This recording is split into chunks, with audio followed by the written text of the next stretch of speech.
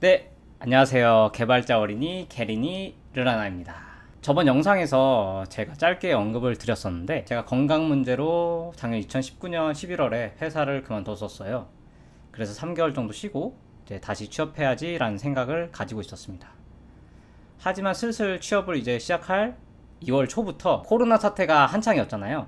그래서 제가 취업을 다시 시작했던 2020년 2월 초부터 그리고 취업이 결정된 4월 말까지의 이야기를 여러분께 들려드리려고 합니다. 저는 구직할 때 거의 원티드만 사용을 했었어요. 가끔 로켓 펀치도 보긴 했는데 개인 경험상 웬만하면 뭐 둘 다 있더라고요. 정확히 2월 4일부터 4월 20일까지 원티드로만 지원한 한 데가 58군데였고 그 중에서 11군데에 서류 합격이 되었습니다. 사실 그렇게 좋은 타율은 아니에요. 그 서류 합격이. 그래서 다른 곳까지 뭐 프로그래머스 프론트엔드 개발자 지원한 거랑 그리고 로켓펀치에서 지원한 거 뭐 이것저것 합치면 60군데도 넘고 뭐 서류 통과는 11군데도 넘긴 하는데 뭐 대략적으로 퍼센트로 따지면 몇 프로죠? 10% 20% 좀 안 될 것 같습니다. 뭐 그렇게 좋은 타율은 아니었고요. 뭐 왜 이렇게 많이 넣었냐라고 하시는 분도 있는데 물론 저도 처음에는 엄청나게 막 다 넣진 않았어요. 왜냐면은 하나하나 막 거리 내가 가지고 있는 기술 스택이랑 거기서 원하는 기술 스택이 맞느냐 막 이런 거 하고 이것저것 추려가지고 진짜 뭐 추려서 뭐 처음에는 5군데만 딱 정해서 넣고 그랬거든요. 근데 뭐 물론 코로나 영향 탓도 있지만 뭐 제 탓도 있고 뭐 계속 서류 광탈 계속 하니까 조금씩 넣는 양을 이제 늘렸던 거죠. 그래서 물론 이런 내용은 다 취업 준비해 보신 분들은 어느 정도 알고 계시겠지만 저 역시도 그렇게 했었고 뭐 스스로 취업 기간이 길어지면 길어질수록 기준을 하나하나 낮출 수밖에 없었죠. 그래서 제가 이번에 이제 재취업이잖아요. 사실 뭐 1년 동안 회사를 다니고 나서 조금 휴직 기간을 가지고 두 번째로 취업 준비를 하는데 이때 느꼈던 특징이 두 가지가 있어요. 제가 느꼈던 게. 그래가지고 그거를 한번 말씀드리려고 합니다. 첫 번째 특징은 바로 코딩 테스트였습니다. 18년도에 제가 신입으로 취업 준비하면서 가장 느꼈던 게 저번 영상에도 물론 자세히 설명되어 있는데 서류 통과한 기업의 절반 이상이 코딩 테스트를 봤었어요. 그래서 제가 코딩 테스트가 너무 힘들어서 뭐 지원 그만두고 알고리즘하고 뭐 자료 구조 같은 거 계속 공부하기도 했고요. 근데 이번에는 그 13개 정도 서류 통과한 기업 중에 코딩 테스트 본 데가 3군데였습니다.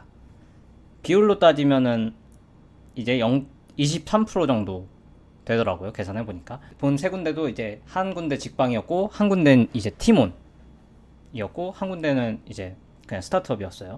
비율로 따지면 30%가 안 되는 거죠. 그래서 제가 겪었던 바로는 이제 코딩 테스트 보는 기업이 많이 줄은 것 같아요. 그 18년 당시보다. 코딩 테스트를 안 보는 만큼 뭐가 늘어났느냐?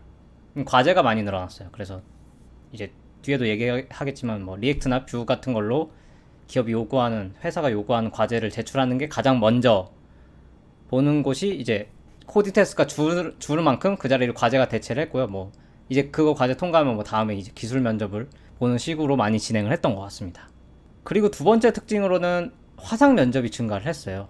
18년도에 제가 딱 여름이었거든요. 취업을 준비할 때. 그래서 18년도 뭐 다들 기억나시겠지만 엄청 더웠잖아요. 그래가지고 게다가 또 저는 그때 당시에 부모님 집에 들어가서 살았기 때문에 인천에서 있었고 그리고 웬만한 데 지원한 곳은 거의 다 서울이었고 그리고 웬만한 면접은 보통 뭐 2시, 3시 이럴 때 본단 말이죠. 근데 저는 적어도 2시간 정도 넉넉 잡고 갔으니까 뭐 빠듯하면 한 1시간 반 이 정도 걸리니까 고속버스 타고 그래서 나가려면 그래서 집에서 빠른 점심을 먹고 12시쯤엔 나가야 돼요. 광역버스를 타더라도 아무래도 기다리는 시간 같은 게 있잖아요. 그래서 뭐 정거장 같은 데 앉아있으면 뭐 이미 걸어갈 때부터 등이 땀으로 흠뻑 젖었는데 그 상태에서 뭐 2시간 걸려가지고 서울에 도착해가지고 뭐 이제 처음 보는 환경에서 면접을 보는 것 자체가 되게 쉽지 않거든요. 물론 모든 면접이 다 그렇지만.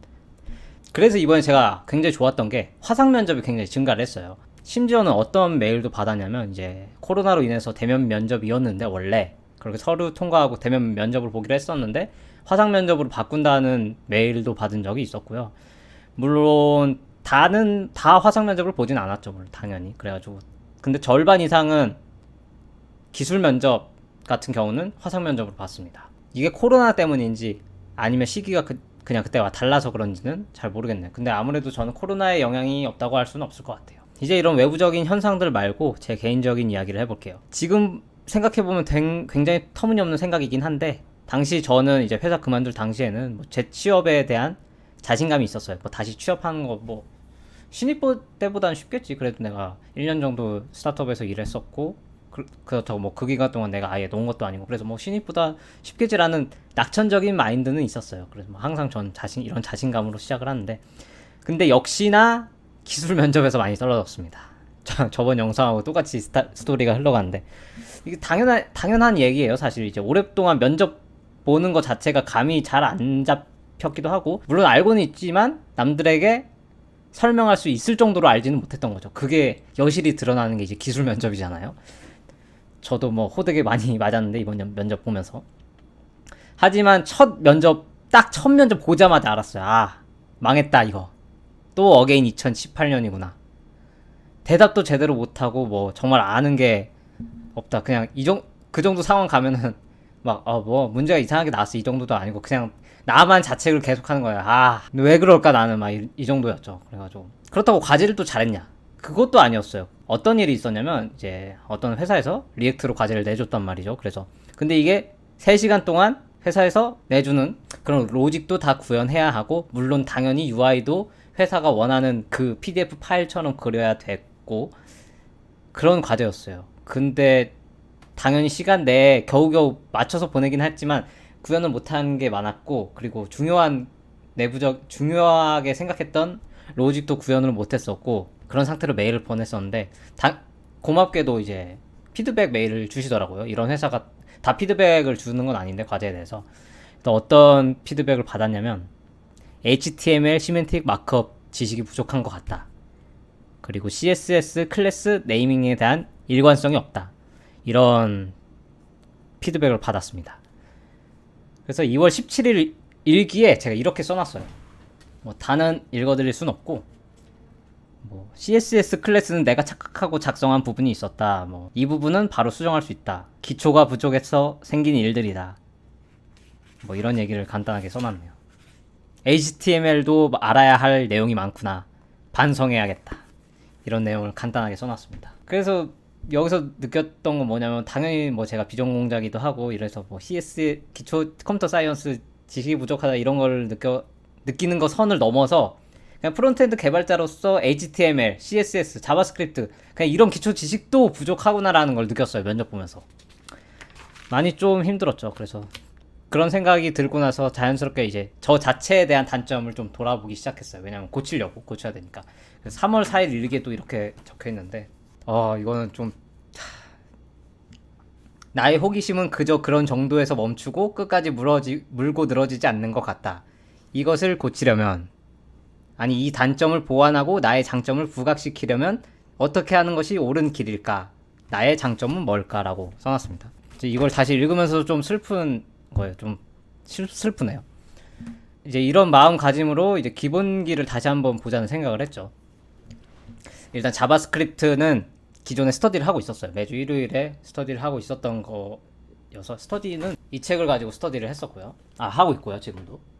그리고 여기에 충실하자는 생각을 했고, HTML과 CSS는 프론트엔드 면접 질문 이런 게 아마 있을 거예요. 뭐 기터브에 잘 정리된 내용도 있고, 아니면 어디 블로그에서 정리된 내용도 있고, 막 각각 50가지 질문 정도로 되어 있는 게 있는데, 아마 면접 준비하시는 분도 프론트엔드 개발자분들은 많이 보셨을 것 같아요. 그런 거 하나하나 보면서 이제 남들에게 설명을 해줄 수 있을 정도로 했고, 그래서 여기까지가 이제 프론트엔드 개발자로 해야 된다는 기본적인 거라고 하고 진행을 했었고, 여기에 추가로 운영체제와 네트워크 공부를 했어요. 공부 방법은 뭐 별게 없었어요. 왜냐면 뭐 아예 지식이 없었던 상태라서. 운영체제 같은 경우는 책 한 권을 그냥 쭉 봤어요. 제가 본 책은 이거였습니다. 쉽게 배우는 운영체제라고. 쉽지 않았어요. 그냥 다만 이제 설명을 예시로 들어주셔가지고 읽긴 했는데, 당연히 중반 이후부터는 좀 저한테도 어려웠고, 근데 이 책은 한 2번 정도 보면서 노트에 정리도 하고 그랬고, 네트워크 책은 이 책입니다. 이 책 한때 이제 공부를 하려고 했을 때 이거를 많이 추천을 해주셔가지고 이것도 노트에 정리하고 블로그에 추가로 또 정리하면서 공부를 했었고요. 뭐 개념 정리가 필요했기 때문에 뭐 이런 식으로 공부를 했었습니다. 하지만 또 2018년하고 다른 게 하나 있었어요. 이게 아까 말씀드렸던 특징이라고 연관되는 건데, 코딩 테스트 준비는 안 했습니다. 아예 그 따로 코딩 테스트 문제를 풀거나 그러질 않았고, 왜냐면 저는 뭐 카카오나 네이버 같은 대기업을 지원할 생각도 없었고, 뭐 원티드 같은 걸 쭉 보면은 공고를, 요즘은 어떨지 모르겠지만 그때 당시에도 공고를 많이 봤었는데, 코딩 테스트를 보는 기업, 이렇게 명시된 기업이 그렇게 많지는 않더라고요. 그래서 시간은 정해져 있고 내가 해야 될 건 많은데 전 나름 선택과 집중을 한 거죠. 근데 그 선택과 집중할 목록에 코딩 테스트는 없었기 때문에 코딩 테스트를 빼버리고, 이제 제가 프론트엔드 개발자로서 있어야 될 것 같은 지식을 먼저 공부하고 추가로 이제 운영체제와 네트워크를 공부를 했던 거죠. 결론을 이제 말씀드리면은 4월 중순에 다행히도 뭐 신입 때처럼 그렇게 길어지진 않았어요, 취업 기간이. 그래서 4월 중순에 면접을 본 곳에서 취업을 하고 지금까지 잘 다니고 있습니다. 근데 웃긴 게 이게 제가 막 선택하는 회사가 아니라 이제 전 회사 직원하고 간간히 연락을 했었는데, 그분이 아는 헤드헌터분을 알려주셔가지고 그분이 소개해준 직장에, 뭐 소개라고 해서 제가 뭐 바로 들어갔다 이건 아니고, 소개해준 곳에 지원을 했고 뭐 서류 통과되고 거기서 기술 면접 보고 인성 면접도 보고 그래가지고 다니게 됐어요. 뭐 절대 제가 소개받았다고 해서 바로 뭐 들어가거나 그런 거 아니었습니다. 운이 좋았죠. 좀 힘든 취업 시장에서 맨 처음에 생각보다는 느렸는데, 이제 코로나 때 취업 구직하면서 그때 느꼈던 것보다는 그나마 좀 빨리 취업을 했기 때문에 다행이라고 생각하고, 그래서 지금 개발자로서 두 번째 회사를 다니고 있습니다. 네, 이렇게 제가 코로나가 한창일 때 취업을 하면서 겪었던 이야기들을 말씀을 드렸습니다. 코로나가 엄청나게 많은 것을 바꾼 것 같아요.